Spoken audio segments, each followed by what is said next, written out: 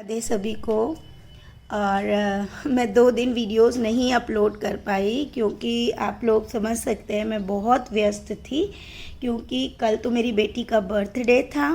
साथ ही हमने कहा था ना, रानी का एक संदेश है जिसको हमें पूर्ण करना है, और मेरी राधा रानी की कृपा से कल वो हमने पूर्ण कर लिया है। कल हम शॉपिंग करते रहे और मैं सच कहूँ मेरी औकात नहीं है कि मैं उनका कोई भी आदेश पूर्ण कर पाऊँ, लेकिन सब माता रानी के आशीर्वाद से, मेरे बिहारी जी के आशीर्वाद से कल वो पूर्ण हो गया है। बस थोड़ा सा बचा है, वो भी हम पूर्ण कर लेंगे।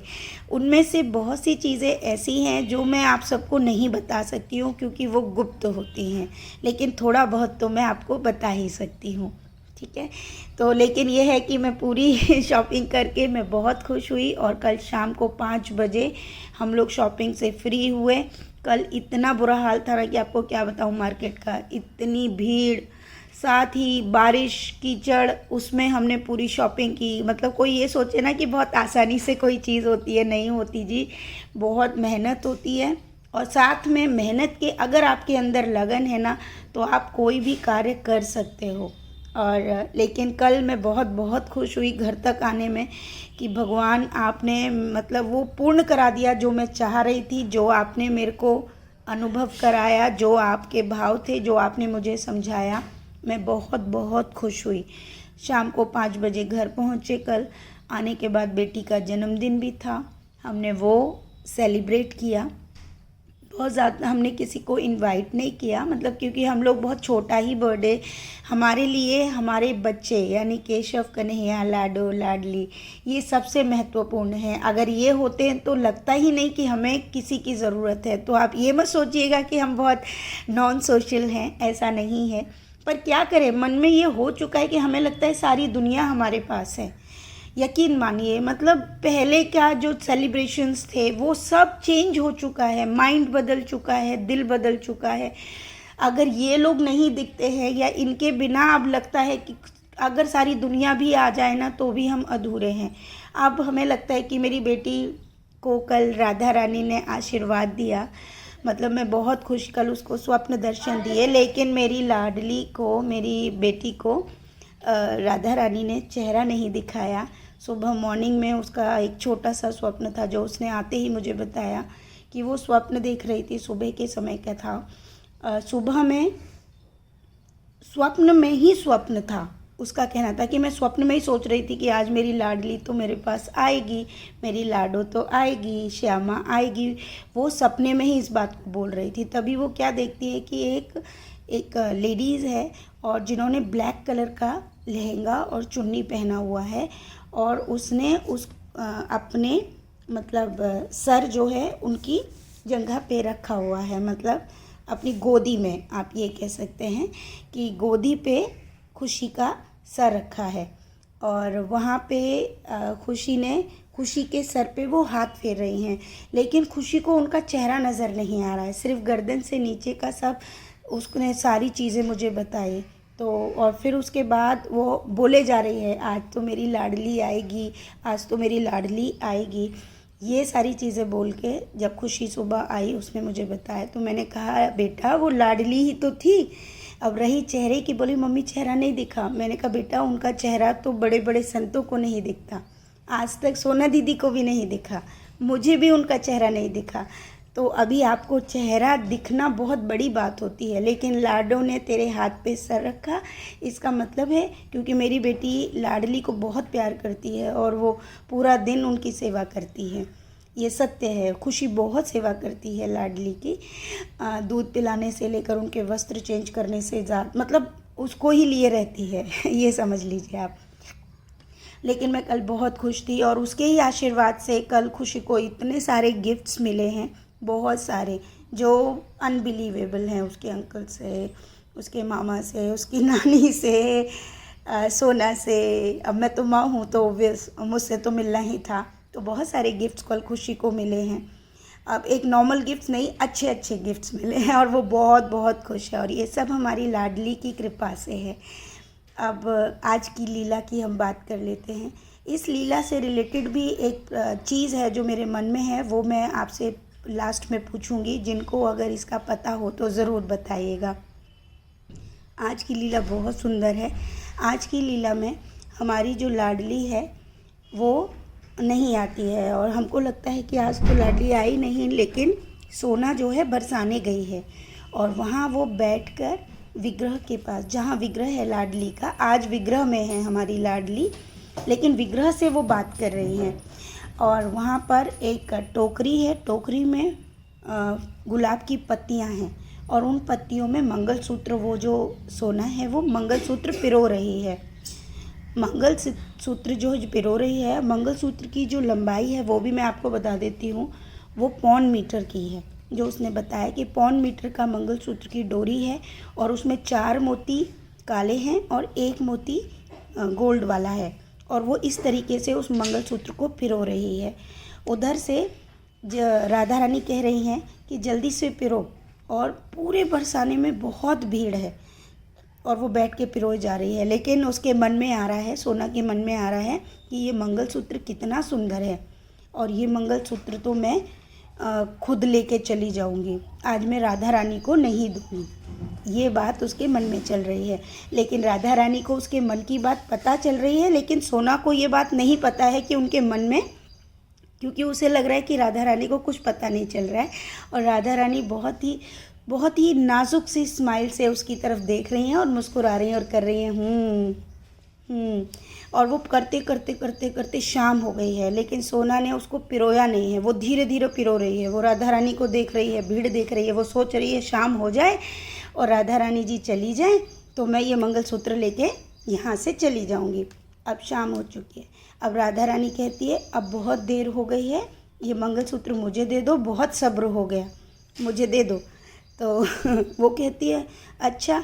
तो राधा रानी कहने लगी कि मुझे मालूम है कि तुम ये मंगलसूत्र लेकर जाना चाहती हो। तो वो कहने लगी आपको कैसे पता? बोली मुझे सब पता है। ऐसा करो ये मंगलसूत्र मुझे दे दो, क्योंकि ये मंगलसूत्र कन्हैया का है और ये मैं किसी को नहीं देती, लेकिन मैं तुम्हारे लिए दूसरा बनवा दूंगी। तुम मुझे बताओ कि तुम क्या करोगी? तो बोली कि मैं कुछ भी करूंगी, मैं ले जाऊंगी, मैं इसको इधर पहनूंगी, मैं उसको इधर पहनूंगी। उसने बच्चों की तरह राधा रानी को बोला। राधा रानी मुस्कुराई और उसके बाद बोली ठीक है अब तुम जाओ, कल मैं तुम्हें फूल बीनने के लिए बुलाऊंगी, क्योंकि हरियाली तीज के बाद फूल बंद हो जाएंगे, तो कल तुमको बुलाऊंगी और कल फूल बीनना, ठीक है? अब तुम जाओ। और ये बात बोलकर लाडो चली जाती है, बरसाना भी चला जाता है। तो ये सुंदर सी लीला आज की थी। इस लीला का आप खुद सोचें कि क्या था। और अब मैं अपने मन की कुछ बात आपको बताना चाहती हूँ। कल हम शॉपिंग करने गए थे, तो मैंने बरसाने वाली लाडली के लिए क्योंकि हमको नहीं पता उनको क्या क्या गिफ्ट दिए। गिफ्ट तो बहुत सारे दिए जाते हैं, लेकिन लाडली तक कौन सा गिफ्ट पहुँचता है ये मुझे नहीं पता था। तो कल जब मैं उनके लिए ज्वेलरीज ख़रीद रही थी तो वहाँ पे मना किया कि वो लोग तो सिर्फ गोल्ड ही राधा रानी को पहनाते हैं, लेकिन ना वहाँ पर मैंने मंगलसूत्र देखे। मैं ये बात बता रही हूँ, सोना दूसरी जगह पे शॉपिंग कर रही थी, वो कुछ और ख़रीद रही थी, और मैं उनके लिए हरियाली तीज के लिए मैंने कुछ सामान, अपनी लाडली यानी मेरी जो श्यामा है उसके लिए मैंने ज्वेलरीज ख़रीदी है। तो ख़रीदने के बाद में मैंने सोचा ये मेरे मन के भाव हैं जो सोना को नहीं पता हैं, जो मैं सत्य बोल रही हूँ कि उसको नहीं पता है कि मेरे मन में क्या चल रहा है। सोना क्योंकि बोल देती कि जो चीज़ वहाँ चलेगी नहीं, वहाँ पे ले भी लेंगे और पंडित जी फेंक देंगे, मतलब फेंक क्या देंगे, वो बस जस्ट दे देते हैं, लाडली तक नहीं पहुँचता है। तो मैंने सिर्फ लाडली के लिए वहाँ के लिए अभी चुनरी खरीदी है। तो मेरे दिल में आया कि मैं ना मंगलसूत्र खरीदती हूँ, ये मैं आपको बता रही हूँ। और ये बात सोना को बिल्कुल नहीं पता थी कि ये भाव मेरे मन में चल रहे थे। और मैं ना बार बार मंगलसूत्रों को देखे जा रही थी और मैं कह रही थी कितने सुंदर सुंदर हैं, हाय मेरी लाडली कितनी सुंदर लगेगी। पर पता नहीं वहाँ लाडो को तो गोल्ड में पहनाते हैं, और अभी मैं उस लायक नहीं बनी हूँ कि मैं अपनी राधा रानी को गोल्ड में दे पाऊँ। लेकिन हाँ, ज़रूर मैं दूंगी, मतलब ये मेरे मन का भाव था जो वहीं पे शॉप पे चल रहा था, शॉपिंग चल रही थी। फिर मैंने सोचा क्यों ना मैं अपनी लाडली को पहना देती हूँ, मेरे दिल में ये आया। लेकिन फिर मैंने कहा अरे मेरी लाडली की तो मैंने शादी नहीं की अभी, ये मेरे मन का भाव था, ठीक है। और ये चीज़ सोच के मैंने मंगलसूत्र नहीं खरीदा, अदर ज्वेलरीज खरीद ली और हम लोग आ गए। क्योंकि सोना को मैंने इसलिए नहीं बताया कि वो कहेगी पता नहीं तेरे दिमाग में क्या क्या चलता रहता है। ये एक दिन की बात नहीं है, ये हर बार का मतलब ऐसा भाव होता है कि जो मैं सोचती हूँ। अब आप मुझे बताना, आज ये जो स्वप्न देखा वो मेरे पास नहीं था, वो सोना के पास था। ठीक है, स्वप्न जो भी प्रभु ने दिया, आप सब में से कोई मुझे ये बता सके कि मेरे मन के भाव सिर्फ मुझ तक होते हैं, उस तक वो स्वप्न लीला कैसे पहुंचती है? क्या कोई बता सकता है? ये आप लोग कहेंगे ये कैसा सवाल है। मैं खुद इस सवाल को लेकर ना बहुत असमंजस में हूँ और मैंने एक नहीं बहुत सारे लोगों से ये बात पूछी है।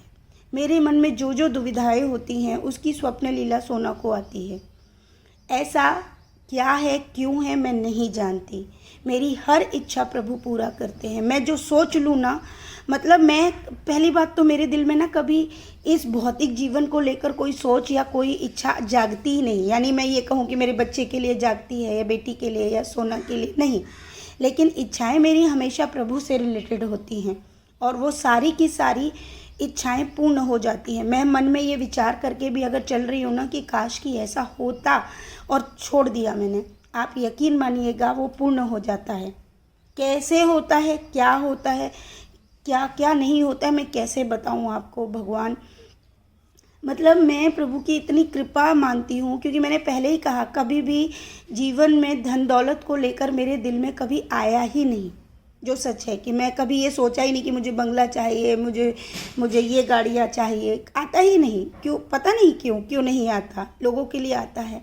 पहले बच्चों को लेकर मेरे मन में बहुत सारे ऐसे भाव उठते थे कि जैसे और लोग सोचते हैं इनका कैरियर बन जाए, मेरी बेटी की ऐसे शादी हो जाए, मेरे बेटे का ये हो जाए। सच बताऊं क्या आपको, मेरे दिल में ऐसा कुछ नहीं आता है। पता नहीं क्यों, मैं नहीं जानती। और ये सब मेरे दिल से बिल्कुल सारी मतलब इच्छाएं, उनके भविष्य को लेकर भी सब टेंशन्स दूर हो चुकी हैं। मुझे बिल्कुल नहीं लगता कि ऐसा क्यों है, क्या हो रहा है और क्यों नहीं आता। सब लोग कहते तू पता नहीं कैसी, मतलब कि तेरे दिल में ये नहीं आता बच्चों के भविष्य के लिए। ये मेरे दिल में एक ही चीज़ निकलता है कि मैं क्या कर सकती हूँ। हाँ, मैं इनको शिक्षा दे सकती हूँ, मैं इनको संस्कार दे सकती हूँ, अच्छी बातें समझा सकती हूँ। बाकी सब तो राधा कृष्ण करने वाले हैं।